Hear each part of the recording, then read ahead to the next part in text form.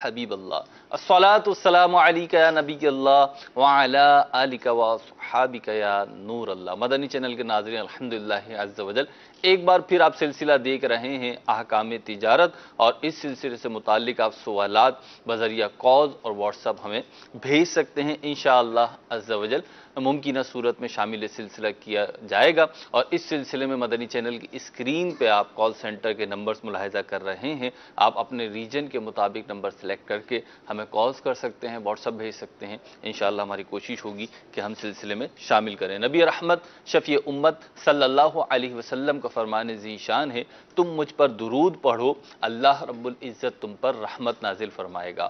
صلو علی الحبیب صلی اللہ تعالی علی محمد صلی اللہ علیہ وسلم۔ آپ کی کال لیں گے، اور انشاءاللہ عز و جل کال کے ساتھ ہی مفتی علی اصغر عطاری مدنی مدظر اللہ العالی کی بارگاہ میں انشاءاللہ حاضری دیں گے۔ آپ کا سوال ہوگا اور مفتی صاحب کا جواب ہوگا۔ جی کال دیجیے۔ محمد ذیشان عطاری فتح پور لیا سے عرض کر رہا ہوں۔ مفتی صاحب کی بارگاہ میں میرا یہ سوال عرض ہے، حضور یہ ارشاد فرمائیے کہ بہت سارے کاروبار کے اندر 2-3 لوگ مل کر انویسٹمنٹ کر کے اس کو چلا رہے ہوتے ہیں، تو میں یہ سوال کرنا چاہتا ہوں کہ جو جانوروں کا کاروبار ہے اس میں ہمارے علاقوں میں یہ رائج ہے کہ ایک شخص جانور خرید لیتا ہے اور دوسرے کو پالنے کے لیے دے دیتا ہے، اور ان کا یہ طے پاتا ہے کہ جو پالے گا وہ اس میں سے جب جانور بیچا جائے گا تو جتنی بچت آئے گی، ان کی جو رقم مالک کی لگی تھی وہ مالک کو مل جائے گی، اور اس کے اوپر جو بچت آئے گی وہ دونوں کی آدھی آدھی ہوگی، یعنی آدھی اس پالنے والے کی اور آدھی اس مالک کی۔ تو اس طرح یہ جانور کا انویسٹمنٹ کر کے کاروبار کرنا یہ کیسا ہے، اس کے متعلق شرعی رہنمائی فرمائیے۔ ٹھیک ہے جی، جواب مفتی صاحب دیں گے انشاءاللہ عز و جل، لیکن بعض سوالات ایسے ہوتے ہیں جیسے ہی شروع ہوتا ہے تو اس کے آخر تک کا جو ہے وہ تقریباً پتہ چل جاتا ہے کیا سوال ہے، اور اللہ نے چاہا تو آپ کے لیے کچھ سہولت ایسی کرتے ہیں کہ جو پہلے سوالات کے جوابات دیے جا چکے ہیں اور ان کے مدنی گلدستے تیار ہوئے ہیں، اس کی کوئی لسٹ فراہم کرتے ہیں آپ کو، تاکہ وہ سوالات بار بار چلنے سے بچ جائیں۔ جی مفتی صاحب۔ الحمدللہ رب العالمین، الصلاۃ والسلام علی سید الانبیاء والمرسلین، اما بعد فاعوذ باللہ من الشیطان الرجیم، بسم اللہ الرحمن الرحیم۔ میں بھی 2 دن پہلے ایک کتاب پڑھ رہا تھا جی، کہ علم ترجیحات احادیث کی روشنی میں، علم ترجیحات، واہ، اہل سنت کے ایک بزرگ عالم ہیں، انہوں نے یہ کتاب لکھی ہے اور بہت نفیس کتاب ہے، عنوان سے بھی لگ رہا ہے کچھ تو ٹھیک ہے نا۔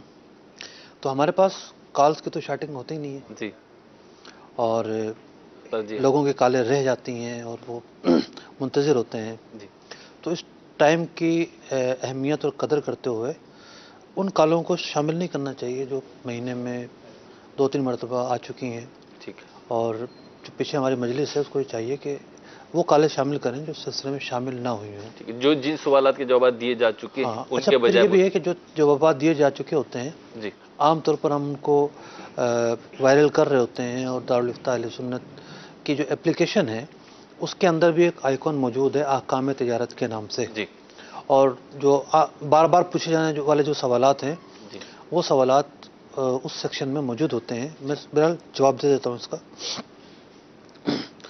جانوروں کے حوالے سے جو بٹائی کا یا باہم اشتراک کا طریقہ رائج ہے لوگوں میں، یہ طریقہ اپنی ماہیت کے اعتبار سے درست نہیں ہے۔ ٹھیک ہے، اگر اس میں جزوی تبدیلی کر لی جائے تو درستگی ہو سکتی ہے، جو غلطی ہے وہ دور ہو جائے تو کوئی حرج نہیں ہے۔ ٹھیک، اب غلطی یہاں پر یہ ہے کہ جانور ایک کا ہی ہے۔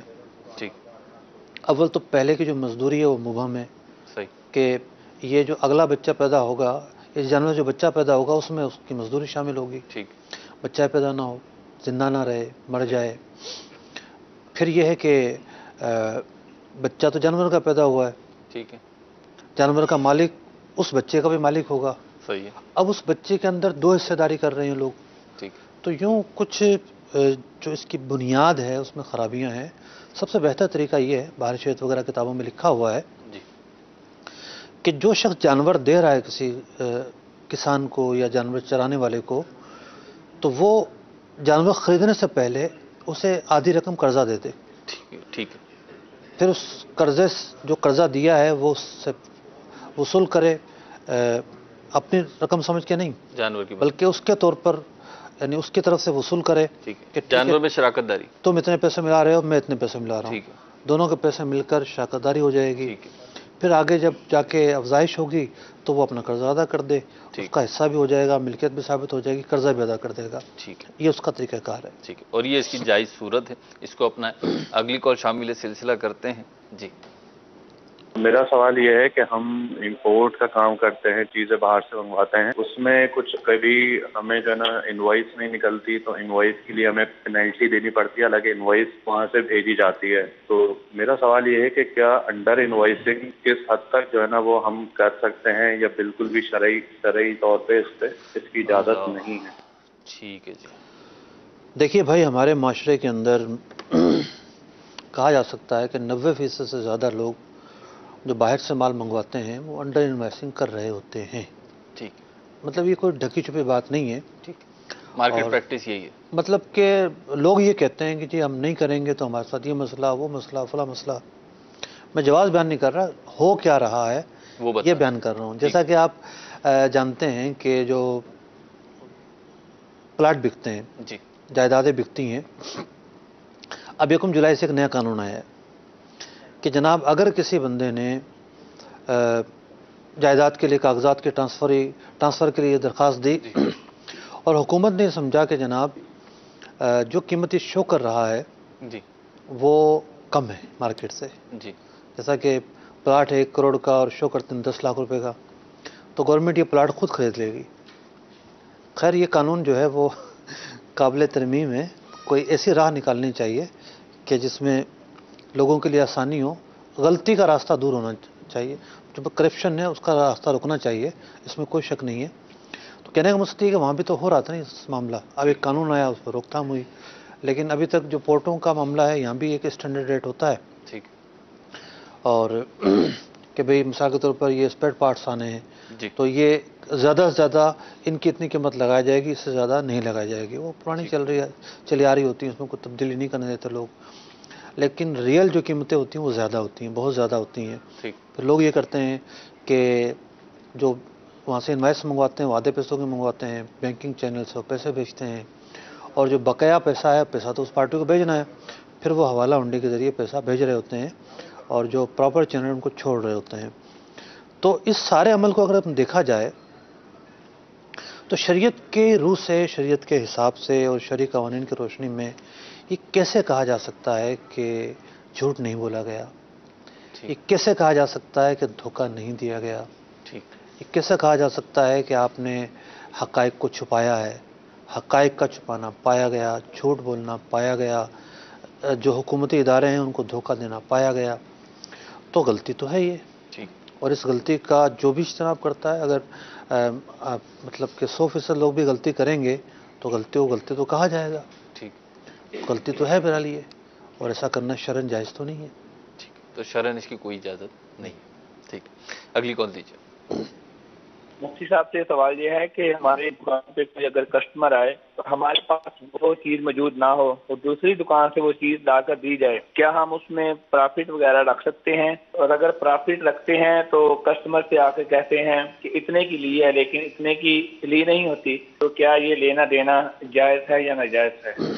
ठीक है जी। देखें, इसमें होना ये चाहिए कि मतलब एक सूरत में अर्ज़ कर रहा हूँ, बराबर वाली दुकान से ले आए, ग्राहक को दिखाई, ग्राहक ने पसंद कर ली, ठीक, बिल्कुल डन करने पर आ गया, सही, अब ये दोबारा जाएं, ठीक है, और मतलब ग्राहक भी एक आखिरी कीमत बोलता है ना जी, या जब ये ला रहे हों जब भी ख़रीद लें कि भई ये हमें बेच दो, आप ठीक, इतने की बेच दो, जिस तरह दुकान में रखी हुई जो चीज़ें हैं, ग्राहक को बंदा रेट बता कर उतनी बेच रहा होता जी, कि ये चीज़ मैंने इतनी खरीदी, ये इतनी खरीदी, ये इतनी खरीदी, बराबर वाले से लाएँ और उससे ख़रीद ली जाए, ठीक, और ख़रीदने के बाद फिर ग्राहक को ला कर बेच दी जाए। सही, ज़ाहिर बात है दुकानदार इसीलिए दुकान खोल कर बैठा हुआ है कि वो चीज़ों पर 2-4 रुपये रख कर ही बेच, 2-4 रुपये रख के या 200-400 रुपये रख के, प्रॉफिट महंगे कम, आइटम है तो 2-4 हज़ार रुपये रख के बेचेगा वो, ठीक है, तो प्रॉफिट तो वो कमाएगा, प्रॉफिट कमाना उसका हक है, प्रॉफिट निकालना उसका हक है, उसका बुनियादी राइट है, सही, इसमें कोई हर्ज नहीं है। जो तरीका मैंने बताया उसमें कोई हर्ज नहीं है, ठीक। लेकिन जो आमतौर पर लोग करते हैं जी उसे बहुत ही खींच तान के जो है ना वो जवाज़ की तरफ लाया जाता है। सही। जवाज़ तो उसका भी निकल ही आता है, लेकिन ये बेहतर है कि सराहतन उससे ख़रीद ली जाए। ठीक, उसे अगर यहाँ पर थोड़ी सी कैटेगराइज करें तो मार्केट में दो तरह के आइटम होते हैं। एक वो होते हैं जिनके रेट फिक्स हैं, जैसे मिसाल दूं, मैं छोटी सी मिसाल दूं, घरों में टूथपेस्ट है, शैम्पू है, इस किस्म की चीज़ें हैं, तो इस चाहे वो महंगी हो चाहे सस्ती हो, उनके रेट फिक्स हैं। अब वो किसी दुकान से लाते हैं तो उसके तो रेट फिक्स हैं, लेकिन बहुत सारी चीज़ें मार्केट में ऐसी होती हैं जिसके रेट फिक्स नहीं होते। अब जब वो चीज़ें लेकर आते हैं, मिसाल के तौर पर कपड़े का काम है या रेडीमेड शूटिंग का काम है, इसी किस्म की और चीज़ें हैं कि जिनके रेट फिक्स नहीं हैं और उसमें वैरायटी बहुत ज़्यादा होती है।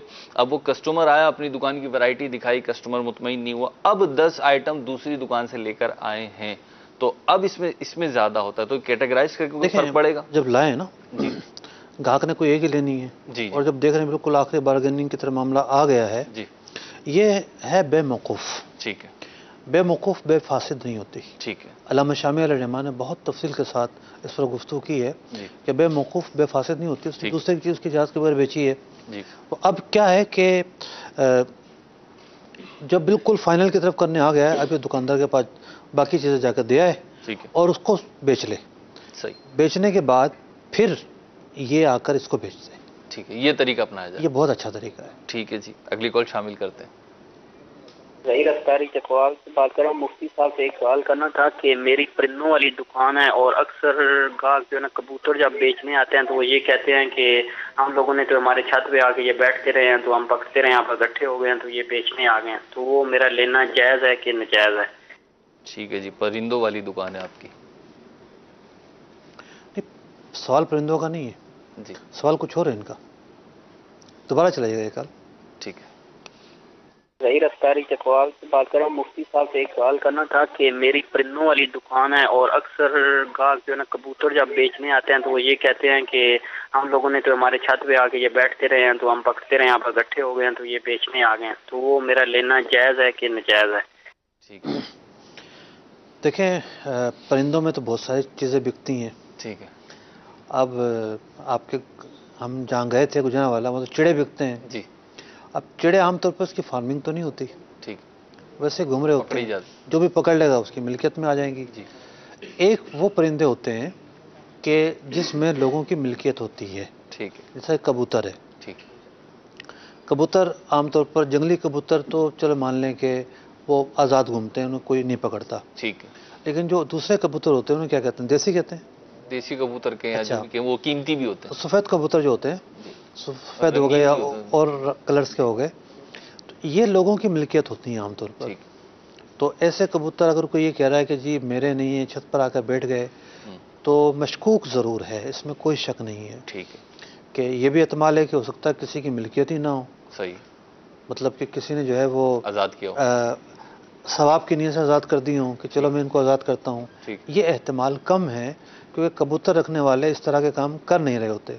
ठीक है, हमारे यहाँ सदर वगैरह में गुरसेल पकड़ कर लेकर आते हैं जी, और वो ला के ना ये चिड़िया ले आते हैं, आज़ाद करवा रहे होते हैं। जी, तो और ये दोनों जानवर ऐसे हैं जो आम तौर परिंदे, पर, माफ़ कीजिएगा, ये दोनों परिंदे ऐसे हैं जो आम तौर पर आज़ाद ही घूम रहे होते हैं, ठीक है, मतलब लोगों की मिल्कियतें इनमें नहीं होती। ठीक, इंटरेस्ट भी नहीं होता पकड़ने में। जी, जो पकड़ ले उसकी मिल्कियत में आ जाते हैं। ठीक है, तो अगर ऐसा परिंदा है कि जो पता है कि ये पाला जाता है, ठीक, तो दुकानदार को जब वो सराहत कर रहा है ग्राहक जी, कि मैंने ये छत पे बैठा था पकड़ लिया, जी, ख़रीदते वक्त सोचना चाहिए कि ये बहुत मशकूक मामला है। ठीक है, और ऐसा अगर परिंदा है कि वो लोग उसे पालते नहीं है, ठीक है, तो उसे खरीद सकता है, ठीक, उसमें उसे खरीदने में एहतमाल गैर मौजूद है। ठीक, और अगर ग्राहक कुछ भी नहीं बताता तब भी दुकानदार के ऊपर कुछ नहीं है। ठीक, अगली कॉल दीजिए। शब्बीर हुसैन अत्तारी गुजर खान जिला रावलपिंडी से गुजारिश कर रहा हूँ। एक दुकान का जो मालिक है उसने दुकान को किराए पर दिया, उसी से उसका गुजर बसर होता है, लेकिन जो किराएदार था उसने 1 साल तक उसका किराया अदा नहीं किया। अब उस मालिक ने दुकान को ताला लगा दिया, 2 महीने ताला लगा रहा और उस दुकानदार ने किराया भी दिया। अब सवाल ये पूछना है कि ये 2 महीने जो मालिक ने ताला लगाया था, क्या वो 2 महीने का किराया لے سکتا ہے یا نہیں لے سکتا، اس کے لیے شرعاً جائز ہے یا نہیں؟ کیا بات ہے جی، بڑا انٹرسٹنگ سوال ہے، اگرچہ تکلیف دہ صورتحال بہرحال۔ دیکھیے کرایہ بنتا ہے چیز کی منفیت کے بدلے، ٹھیک کہ جب آپ نے تسلیم شے کر دی ہے، ٹھیک ہے، چیز اس کے حوالے کر دی ہے، صحیح اب آپ کرایہ لینے کے مجاز ہو جاتے ہیں۔ صحیح، جب آپ نے تالا لگا دیا ہے اور دکاندار اس سے فائدہ اٹھانے سے مجبور ہے، جی، فائدہ نہیں اٹھا سکتا، فائدہ نہیں اٹھا سکتا، ٹھیک ہے وہ اس قابل نہیں ہے، ٹھیک ہے، اور کوئی بہت ہی تگڑا قسم کا مالک ہوگا دکان کا کہ 2 مہینے تالا لگا رہا اور دکاندار خاموش بیٹھا ہوا ہے، جی، اور پھر 12 ماہ کے کرایہ مطلب بارگیننگ ہونی چاہیے اس معاملات میں، پینڈنگ نہیں ہونا چاہیے۔ ٹھیک ہے، 2 مہینے کے بعد بھی تو وہ آ رہا ہے نا، جی یا بات اس پر آ رہی ہے کہ بھی کرایہ دو، جی کرایہ اس لیے مانگ رہا ہوگا، اس کو آنا ہوگا، جی، تو ایسے معاملات میں جلدی نمٹانا چاہیے۔ ٹھیک، جو میں سمجھ پایا ہوں شرعی قواعد کی روشنی میں کہ یہاں کرایہ نہیں بنتا، ٹھیک، کیونکہ دکاندار کا جو معاملہ ہے وہ معطل رہا ہے، اور اس کی بہت ساری مثالیں موجود ہیں۔ مثال کے طور پر فقہ نے کتابوں میں ایک جزیہ نقل کیا کہ کسی نے جو ہے وہ پن چکی، پرانے زمانے میں ہوتی تھی پن چکی، ٹھیک، پن چکی کے ذریعے آٹے کی پسائی ہوتی تھی، ٹھیک ہے، یعنی جہاں سے نالا وغیرہ آتا تھا جی تو وہ نالا جس طرح بیل وغیرہ چرخے سے کنویں سے پانی نکالتا ہے، جی، اس طریقے سے نالا گرتا تھا چکی پر، اور وہ ایک موٹر کا کام کرتی تھی چرخی، ٹھیک، اور اس سے آٹے کے جو پتھر ہیں، پتھر رکھے ہوتے وہ تھے، غراریوں کا گویا کہ جی کام جی لیا جی، جاتا تھا اس سے سائیکل بنا کر، اب اس کی ساری بنیادیں پانی کے آنے پر، ٹھیک ہے، اب مشین کسی نے کرائے پر لی صحیح، اور پانی آنا بند ہو گیا، ٹھیک ہے، پانی آنا بند ہو گیا تو کرائے کا استحقاق نہیں رہا، تو اب وہاں پر پھر پورے جزیات فقہ نے بیان کیے ہیں اور پوری بحث کی ہے کہ جناب اس کا جو دعویٰ ہے، گواہ تھے نہیں، ٹھیک، اگر گواہ ہو تو معاملہ کلیئر ہے، ٹھیک، گواہ نہ ہو تو پھر کس طرح قرائن سے اس بات کا فیصلہ ہوگا کہ جناب پانی آنا بند ہو گیا اور نہیں ہوا۔ تو کہنے کا مقصد یہ ہے کہ جو بنیادی استفادہ ہوتا ہے اس شے سے جو منفیت اور بینیفٹ حاصل کرنے ہوتے ہیں، جب وہی مالک کی طرف سے معطل کر دیے گئے تو کرائے کا استحقاق نہیں بنتا۔ ٹھیک ہے جی، اگلی کال دیجیے۔ مفتی صاحب کی بارگاہ میں عرض ہے کہ بزنس میں کچھ لوگ کمپٹیشن کرتے ہیں، جیسے مثال کے طور پہ 2 کرانے کی دکان پاس میں ہیں تو ایک کیا کرتا ہے کہ دوسرے سے کم ریٹ میں سامان بیچنا شروع کر دیتا ہے تاکہ سارے کسٹمر میرے پاس چلے آئیں، اور وہ دوسرا کیا کرتا ہے کہ وہ اس سے بھی کم ریٹ میں بیچتا ہے تاکہ سارے کسٹمر میرے پاس چلے آئیں۔ تو اس طرح سے بزنس میں کمپٹیشن کرنا کیسا؟ کمپٹیشن، جی، کمپٹیشن کرنا عربی میں سے کہتے ہیں مسابقت، ٹھیک ہے، اور اردو میں کہتے ہیں مقابلہ۔ جی، مقابلہ کرنا کیسا؟ دیکھیے مسابقت یا مقابلہ جو ہے اس کا تو جواز ہے، ٹھیک ہے، جائز، آدھی بات ہے یہ، ٹھیک ہے، اس کا تو جواز ہے۔ ٹھیک، مثال کے طور پر 2 گھوڑ سوار ہیں، بغیر کسی انعام لگائے، ٹھیک، ٹھیک ہے، شرط نہیں ہے کہیں سے بھی، ٹھیک، جگہ کی صورت نہیں ہے، اور وہ ریس لگاتے ہیں، ٹھیک ہے، یہ مسابقت ہے، کون جیتے گا۔ ٹھیک، تقاریر کا مقابلہ ہوتا ہے، کون سا بچہ جو ہے وہ جیتے گا، نعت خوانی کا مقابلہ ہوتا ہے، کون سا بچہ جیتے گا، تو یہ مسابقت ہے، جی، یہ مقابلے کی فضا ہوتی ہے، اور مقابلے کی فضا میں ہر ایک اپنے جوہر دکھا رہا ہوتا ہے اور آگے سے آگے بڑھنے کی کوشش کرتا ہے۔ تو یوں دکاندار کو بھی اس بات کا حق حاصل ہے کہ وہ مارکیٹ میں زیادہ گاہکوں کی توجہ حاصل کرے، ٹھیک ہے، زیادہ سے زیادہ گاہک اپنی طرف مائل کرے، صحیح، یہ مسابقت ہے۔ اور اس کے لیے دیکھیں کئی طریقے ہوتے ہیں۔ مثال کے طور پر ایک دکاندار وہ ہوتا ہے جو بالکل سیدھا سادہ ہے، ایڈورٹائزنگ کا تو اس نے کبھی سوچا ہی نہیں ہوگا۔ ٹھیک ہے، ایک دکاندار وہ ہے کہ جناب اتنا بڑا بورڈ لگایا ہوا ہے، دکان کے اوپر اتنا بڑا بینر لگایا ہوا ہے، بینر سے کام نہیں چلا تو وہ لائٹ کے ساتھ بورڈ لگا لیا، ٹھیک ہے، ہینڈ بل دے رہے ہیں، یہ دے کچھ رہے اور چیزیں کر لی، ہیں، ٹھیک، جمعے کے باہر لوگوں کو بھیج دیا، وہ ہینڈ بل تقسیم کر رہے ہیں، تو وہ اپنی پروموشن کر رہا ہوتا ہے، ٹھیک، تو وہ پروموشن کے ذریعے مسابقت چاہ رہا ہوتا ہے۔ صحیح، اسی طریقے سے بعض دکاندار پیکیج نکال دیتے ہیں کہ جناب اتنے میں جو ہے وہ ہم یہ کام کرتے ہیں اور مارکیٹ سے اتنا سستا بیچتے ہیں۔ ٹھیک، یہ تو ہے مسابقت، اور مسابقت کا جواز ہے، ٹھیک، لیکن اس تصویر کا ایک دوسرا رخ بھی ہے۔ ٹھیک، دوسرا رخ یہ ہے کہ اس کی چیز نہ بکے میری بکے، یہ مقصد ہو، مسلمان کو ضرر پہنچانے کی نیت ہو، اللہ، یہ نیت جائز نہیں ہے۔ تو مفتی نیت کیا کرے گا وہ؟ نیت یہ کرے گا کہ میرے پاس گاہک آئیں، بہت سارے ایسے لوگ ہیں کہ جن کو دکان کا نہیں پتا، وہ سارے ایسے لوگ ہیں جن کو جو ہے وہ توجہ نہیں ہے، جو کبھی آئے نہیں ہیں میرے انداز سے، میری ڈیلنگ سے، ان کو تجربہ نہیں ہوا کہ میرے پاس آئیں تو صحیح، میرا اتنا اچھا انداز ہے، خوش اخلاقی سے میں پیش آتا ہوں، ادھار رہ جائے تو نرمی کرتا ہوں، ملاوٹ نہیں کرتا، اچھی چیز بیچتا ہوں، لوگوں کو فائدہ پہنچے گا۔ صحیح، اپنے آپ کو آگے بڑھانے کی نیت غلط نیت نہیں ہے، ٹھیک، لیکن یہ نیت کہ دوسرے کو ضرر پہنچے، یہ مارکیٹ میں کیوں آ گیا، یہ جلدی دکان کیوں کھولتا آ کے، یہ مجھ سے دیر سے کیوں جاتا ہے، یہ آرام ہی نہیں کرتا، اور جب دیکھو دکان اس کے پاس گاہک بیٹھے رہتے ہیں، یعنی اس سے زوال تمنا کی نیت کرنا حسد ہے۔ اللہ اکبر، اس سے بچے، یعنی معاف کیجیے، زوال نعمت کی تمنا کرنا یہ حسد ہے کہ اس کے پاس جو زیادہ گاہک آ رہے ہیں، اس کو جو زیادہ نفع ہو رہا ہے، اس کا مال جو زیادہ بک رہا ہے، یہ نہ ہو، یہ حسد ہے، یہ نیت مذموم ہے، یہ نیت ناجائز ہے۔ اب لوگوں کے احوال مختلف ہوتے ہیں، ٹھیک، لوگ اتنے کمزور ہیں کہ وہ جب مسابقت کے معاملے میں آتے ہیں تو اس چیز سے نہیں بچتے، غالب طور پر لوگ اس سے نہیں بچتے، اور وہی ایک معاصرانہ جو ٹکراؤ ہوتا ہے اس کی کیفیت جاری رہتی ہے۔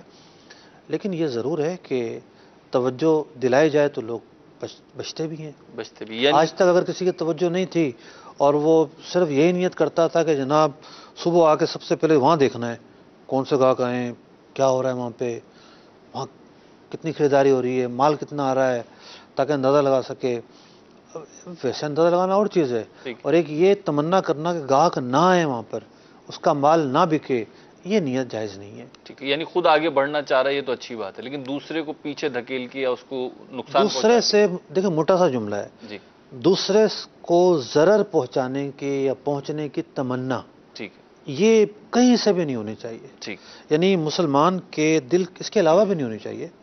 بعض اوقات پڑوسیوں کے اندر ایسا حسد مطلب کہ طاری ہوتا ہے کہ اس کو یہ فائدہ پہنچا کیوں، ٹھیک، یعنی کسی کو فائدہ پہنچنا، کسی کو عزت ملنا، کسی کو مطلب کہ کسی کے ہاں دولت آنا، کسی کے ہاں اولاد کا آنا، بعض لوگ اس سے مطلب کہ گن کھاتے ہیں، یہ سڑی ہوئی طبیعت کی علامت ہے۔ اللہ اکبر، کہ جو پاکیزہ طبیعت ہوتی ہے وہ تو خوش ہوتی ہے، دعائیں دیتی ہے ٹھیک، کہ ماشاءاللہ میرے پڑوسی کے ساتھ یہ اچھا معاملہ ہوا ہے، میرے پڑوسی کو اللہ تعالیٰ نے یہ نعمت دی ہے، اس کو گاڑی دی ہے، گھر اس نے دوبارہ سے تعمیر کروایا ہے، اس کے ساتھ یہ ہوا ہے، وہ ہوا ہے۔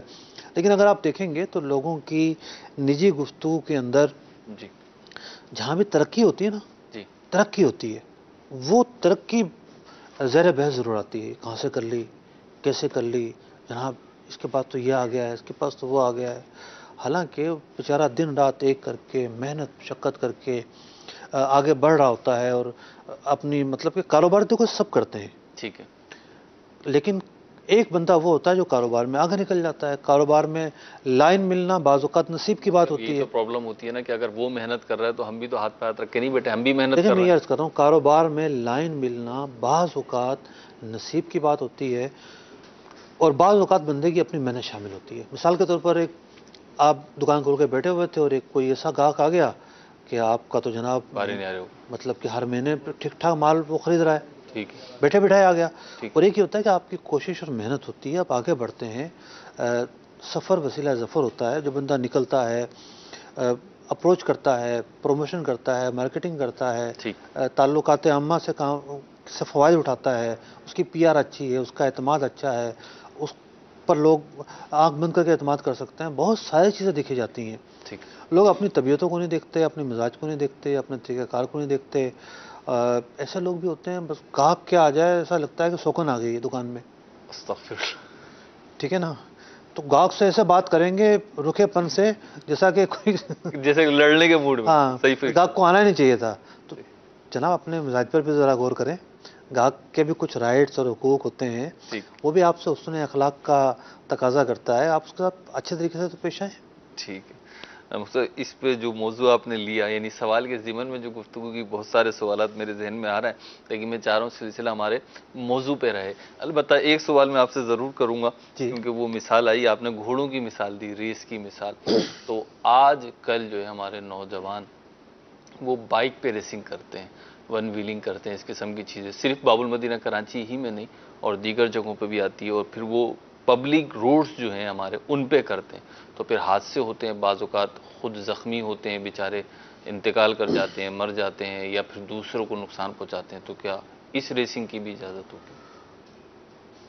دیکھیں وہ مسابقت ضرور ہے، جی، لیکن وہ مسابقت ہے موت کی طرف بڑھنے کے لیے، یہ بائک والی، کہ موت کی طرف کون آگے بڑھتا ہے، ٹھیک، کون موت کے قریب پہنچتا ہے. تو حدود و قیود ہوتی ہیں. ٹھیک، ایسا نہیں، ہمارے ہاں منی بس والے دوڑ لگا رہے ہوتے ہیں، جی، اور آپ نے کتنے سے واقعہ سنے ہیں کہ جناب منی بس والے لوکل جو بسیں ہوتی ہیں جی، جی، وہ بسوں والے دوڑ لگا رہے تھے اور بیچ میں بائک والا پس گیا، بیچ میں یہ آدمی پس گیا.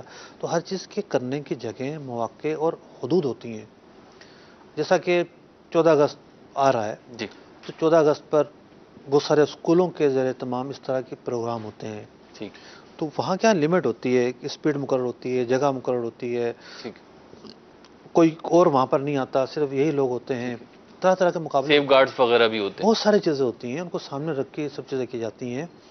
ہمارے ہاں تو جہالت کا دور ہے. ٹھیک، میں سن رہا تھا آپ شاید یہ پوچھیں گے کہ آج کل وہ کھیلوں کا بھوت سوار ہے لوگوں پر، اور کوئی سنا ہے کہ کوئی کپ وپ بھی ہو رہا ہے، اور ٹھیک ٹھاک جوئے لگ رہے ہیں، اور ٹھیک ٹھاک جوئے کے معاملے میں مسابقت چل رہی ہے. تو بہرحال یہ جو پہلو ہے معاشرے کے اندر، یہ بھی ایک مضموم پہلو ہے جی، کہ لوگ اس طرح کے کاموں میں ملوث ہو جاتے ہیں کہ جو گناہ پر مشتمل ہیں. اب جوئے لگانا، جو جواری ہوتے ہیں وہ تو انتظار میں ہوتے ہیں، ان کا بس نہیں چلتا، ورنہ یہ جوا لگا لیں گے کل ہفتہ ہو گیا اتوار. اللہ اکبر. تو یہ تو مطلب ایسے مواقع ڈھونڈ رہے ہوتے ہیں، یعنی کوئی بھی موقع تھوڑی ملنا سی چاہیے. کنفیوژن ہو، اخباروں میں خبریں آتی ہیں کہ جناب فلاں بات پر اتنے جوئے لگ گئے. جی، اب یہ نہیں پتا کہ وہ جو فگر لکھتے ہیں کہاں سے ان کو پہنچتی ہے کہ اتنے کے جوئے لگ گئے.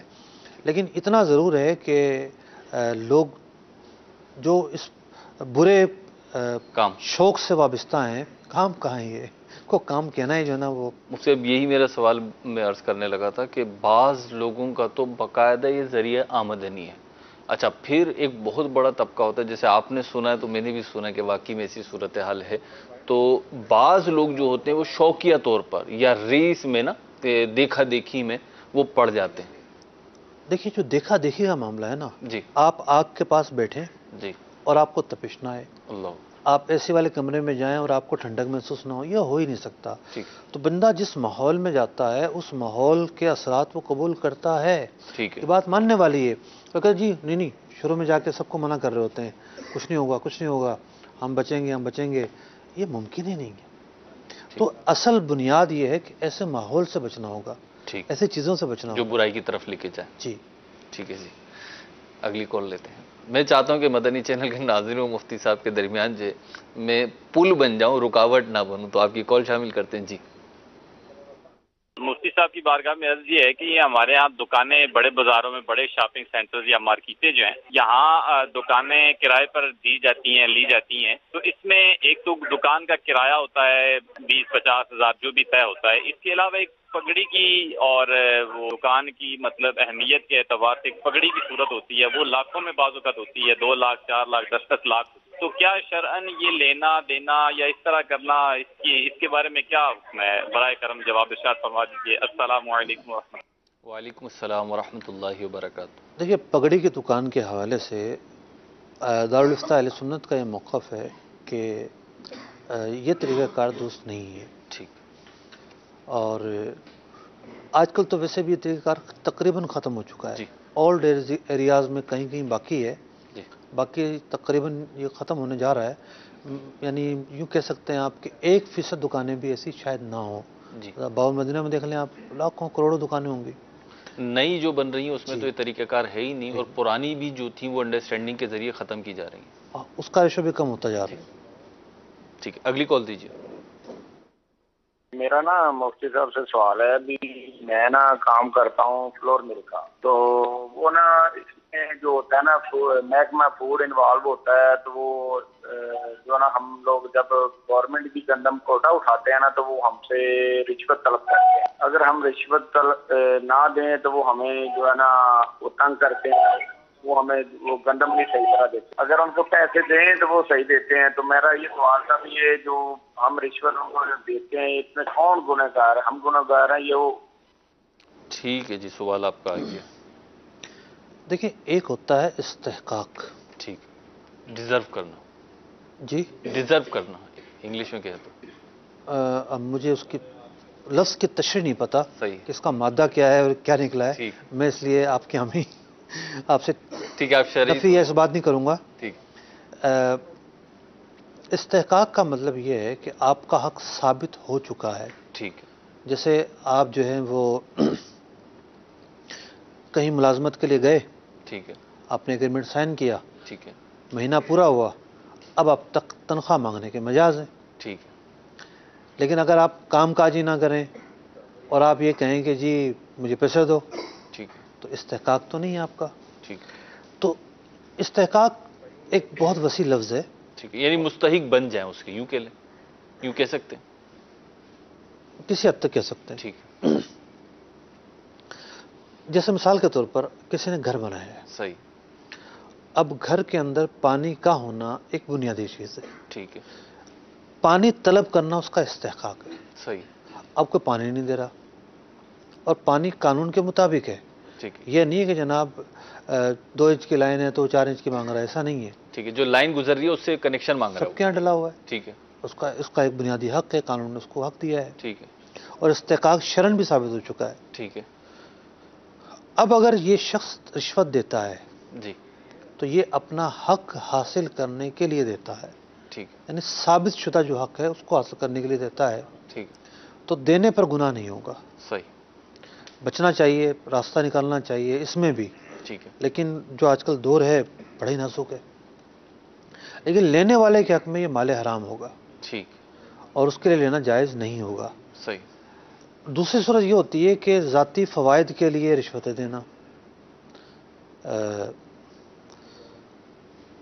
یہ جو کاروباری جو نظام ہے جی اس کے اندر استحقاق نہیں ہوتا. مثال کے طور پر ایک گاہک ہے، جی یہ تو خریدنے کی بات کر رہے ہیں، میں بیچنے کی بات عرض کروں. ٹھیک. آپ کی دکان پر وہ گاہک آئے یا نہ آئے اس کی مرضی ہے.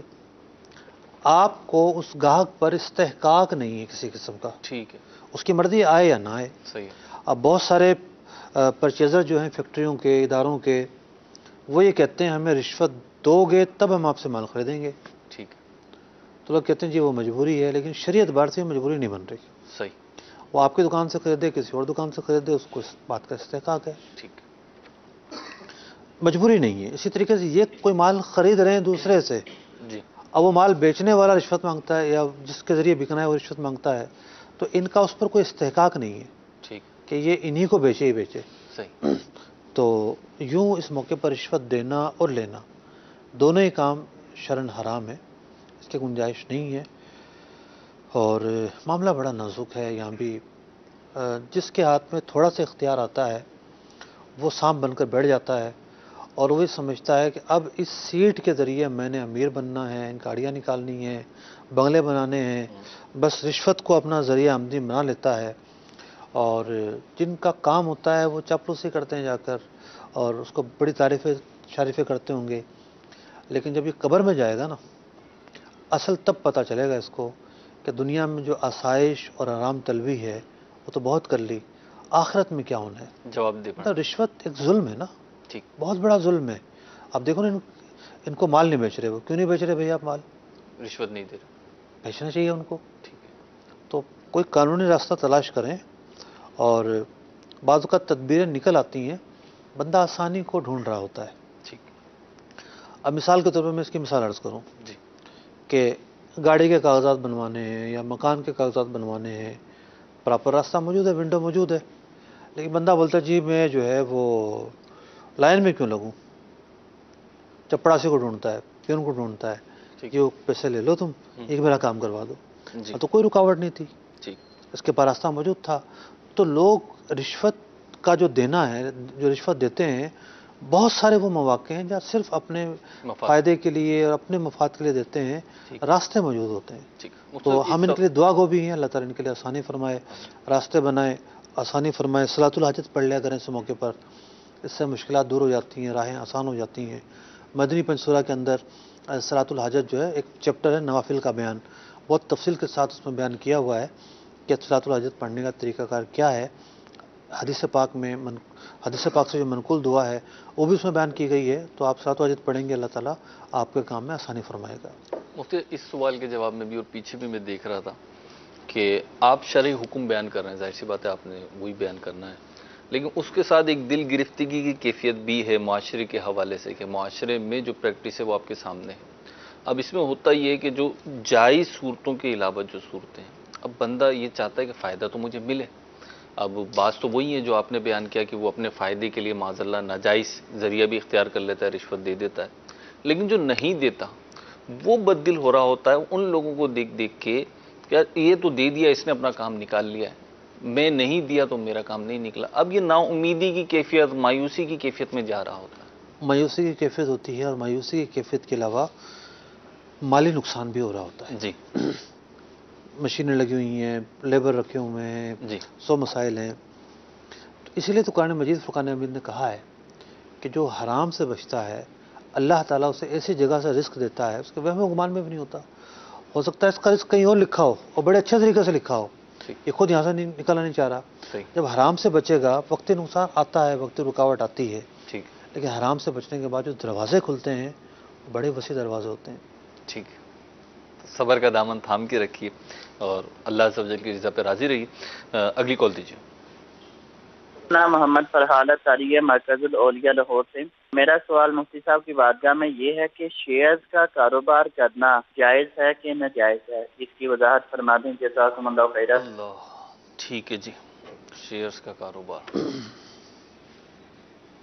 अगर ये सवाल कर लेते कि कारोबार करना जायज़ है या नाजायज़ है, ठीक, तो मैं क्या जवाब देता?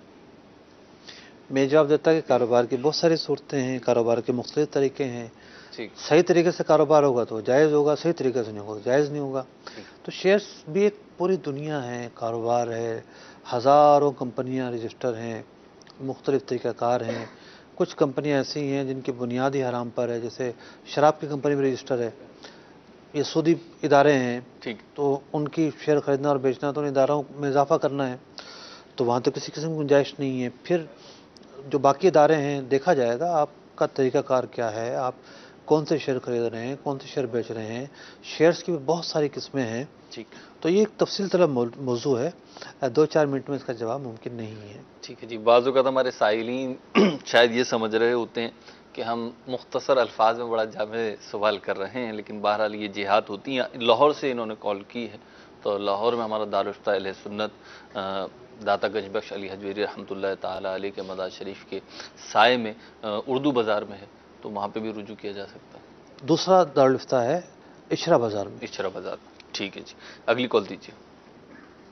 मोहम्मद अदरी चौहान बोल रहा हूँ। मेरा सवाल एक पूछना था कि मेरी एक्सेसरी की मोबाइल की दुकान है, उसमें अपना मैंने कुछ मुनाफा रखा होता है, अगर पूरे खरीद में रखे तो कम तो आता है, तो इसलिए तो थोड़ा सा ज्यादा रखना पड़ता है, तो क्या ये सही है? ठीक है जी। मुनाफा क्या सवाल पूछा है? मुझे जो समझ सका हूँ मैं वो ये है कि मोबाइल फ़ोन की एसेसरीज की दुकानें मुनाफा थोड़ा ज़्यादा रखते हैं। ये देखिए, आप झूठ ना बोलें, धोखा ना दें, आप 1 रुपये की चीज़ 1000 रुपये की बेचें, कोई हर्ज नहीं है। कारोबार के जो शरीक खराबियाँ हैं उनसे बचें। नफ़ा ज़्यादा रखना कोई मतलब कि इसमें कोई रोकथाम नहीं है। ठीक, कुछ चीज़ें होती हैं कानून उससे रोकता है और मुकर्रर करता है इतनी की बेचनी और इतनी की नहीं बेचनी। ठीक, ये जो काम है उसके दायरे में नहीं आता। ठीक है। यहाँ आज़ादाना तजारत होती है, ठीक, कानून भी इस पर वो मुतवज्जह नहीं होता, तो महंगी बेची जा सकती है। ठीक है जी। अगली कॉल दीजिए। मुफ्ती साहब की बारगाह में सवाल यह है कि जब हम किसी चीज़ का कारोबार कर रहे हैं, मिसाल के तौर पर अगर घड़ियों का कारोबार है, तो हम पीछे से अगर 100 रुपये की घड़ी आ रही है तो हम उसको आगे कितने की सेल करें? क्या शरीयत में इसकी कोई हद है कि हम इतने की, अगर इतने की पीछे से ली है तो आगे कितने की सेल कर सकते हैं? देखिए भाई, हद तो कोई भी नहीं है शरीय की तरफ से। 100 रुपये की चीज़ आप 1 लाख में बेचते हैं, ग्राहक राज़ी है, आप बेचने वाले हैं, तराज़ी तरफ़ैन दो तरफ़ा रजामंदी का नाम तजारत है और यही उसकी बुनियाद होती है। बुनियादी उसूल उसका ये है। लेकिन यह ज़रूर है कि अगर आप महंगी बेचेंगे, ग्राहक एक दफ़ा आएगा, दूसरी दफ़ा नहीं आएगा। ठीक, कुछ चीज़ें वो होती हैं जिसका ताल्लुक़ कारोबारी टेक्निक से होता है, کاروباری ٹیکنکس کا خیال رکھنا چاہیے. آپ متوسط نفع رکھیں, ٹھیک ہے.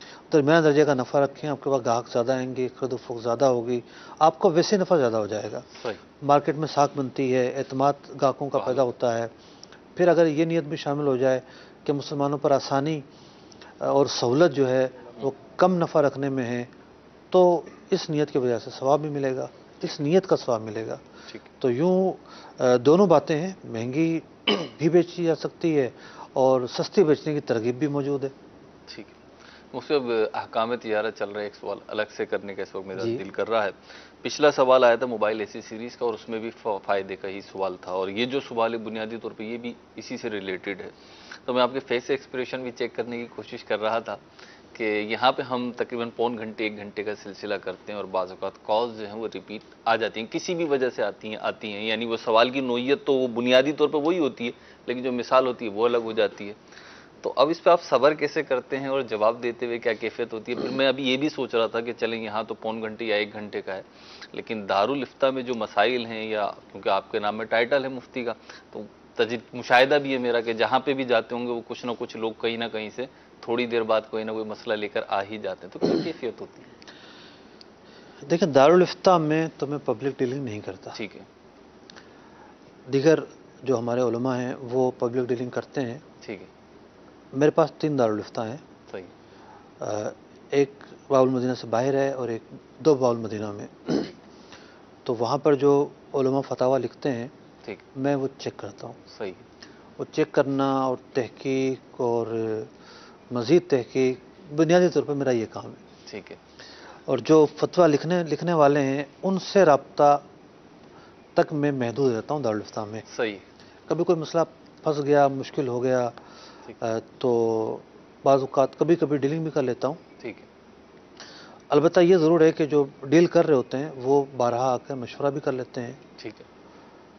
تو یوں کوئی اکتاہٹ نہیں ہے کہ بار بار ایک ہی مسئلہ پوچھا جا رہا ہے. ٹھیک ہے. رہی بات یہاں سلسلے میں, تو اگرچہ کہ ایک کے بعد دوسرا سوال آ گیا, اتفاق ہی تھا یہ. ٹھیک ہے. لیکن نوعیت تھوڑی چینج تھی.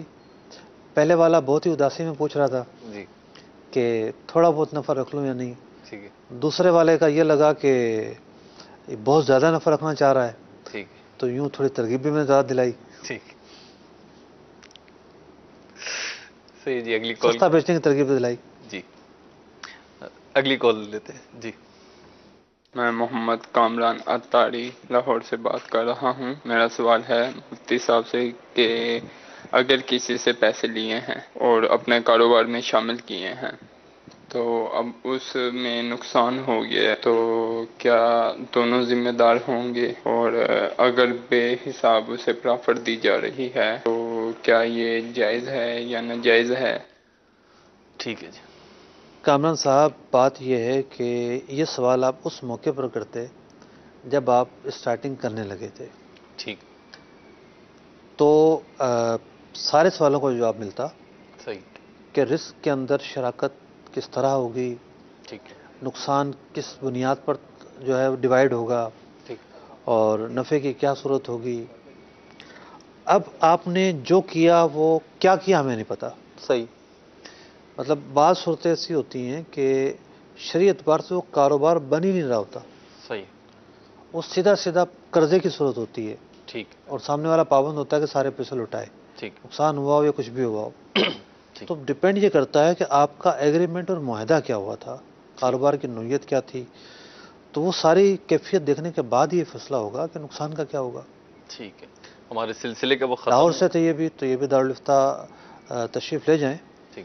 تو امید ہے کہ تشفی ہوگی. ٹھیک ہے. ضمنی سوالات کرنے کے بعد جوابات دے دیا جائے گا, جوابات دے دیے جائیں گے آپ کو. اور آخری بات مفتی صاحب سے میں پوچھتا ہوں وہ یہ کہ یہ ہماری آخری اتوار ہے اس اعتبار سے کہ صرف احکام تجارت ہوا ہے, اور آئندہ اتوار ہوگی 8 جولائی, اور 8 جولائی سے مفتی صاحب صرف عشاء سے پہلے تک نہیں ہوں گے بلکہ عشاء کے بعد بھی ہوں گے. میں چاہوں گا مفتی صاحب خود ہی ارشاد فرمائیں عشاء کے بعد کیا ہوگا. جی انشاءاللہ العزیز 8 جولائی بروز اتوار سے ہم لے کر آ رہے ہیں احکام حج سلسلہ. احکام حج سلسلہ کے اندر حاجیوں کی تربیت ہوتی ہے. جو لوگ حج پر جا رہے ہوتے ہیں انہیں احکام حج بتائے جاتے ہیں, مختلف پیکیجز چلائے جاتے ہیں, اور حج کے واجبات شامل ہوتے ہیں، حج کے مراحل شامل ہوتے ہیں، مناسک کی ادائیگی کا طریقہ شامل ہوتا ہے، اور یہ کوشش ہوتی ہے کہ جو حجاج کرام حج پر جا رہے ہیں، جو یہاں موجود ہیں سلسلے میں آ کر، جو حجاج ہیں ان کو دعوت ہے کہ ہر اتوار کو تشریف لائیں، عشاء کا نماز فیضان مدینہ میں ادا فرمائیں اور پھر اوپر تشریف لے آئیں، اور اس کے بعد 1.5 گھنٹے کا ہمارا سلسلہ ہوگا، 10:30 بجے 10:30 بجے شروع ہوگا اور تقریباً 12 بجے تک جاری رہے گا۔ یہاں آپ تشریف فرما رہیں، اور جو لوگ نہیں آ سکتے مدنی چینل کے ذریعے وابستہ رہیں۔ آپ یقین مانیے ایک حاجی کی کیفیت یہ ہوتی ہے کہ وہ پورے راستہ مطلب جانے سے پہلے صرف بیگ ہی تیار کر رہا ہوتا ہے، اور پھر وہاں جا کے اسے پتہ چلتا ہے کہ اچھا میں نے تو بڑی غلطی کر دی، پوچھ لیتا، سیکھ لیتا، کتاب پڑھ لیتا۔ اچھا کتابیں مشکل ہوتی ہیں کیونکہ نماز ہم پڑھتے ہوئے دیکھتے ہیں، نماز ہم پڑھتے ہوئے آ رہے ہیں، حج زندگی میں زیادہ تر لوگ ایک دفعہ ہی کرتے ہیں، تو حج کے مسائل سیکھنے کی اہمیت موجود ہے، تاکید موجود ہے، ضرورت موجود ہے۔ احکام حج سلسلہ دیکھتے رہیے، اس سلسلے کے ذریعے حجاج کرام بہت کچھ سیکھیں گے۔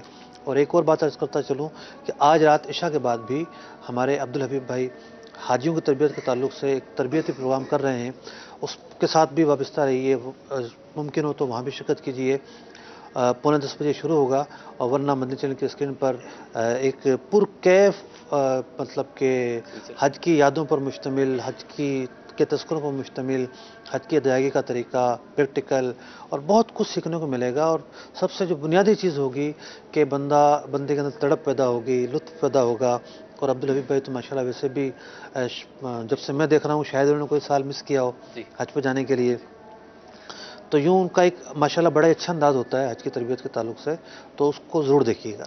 صلو علی الحبیب صلی اللہ تعالی علی محمد صلی اللہ علیہ وسلم۔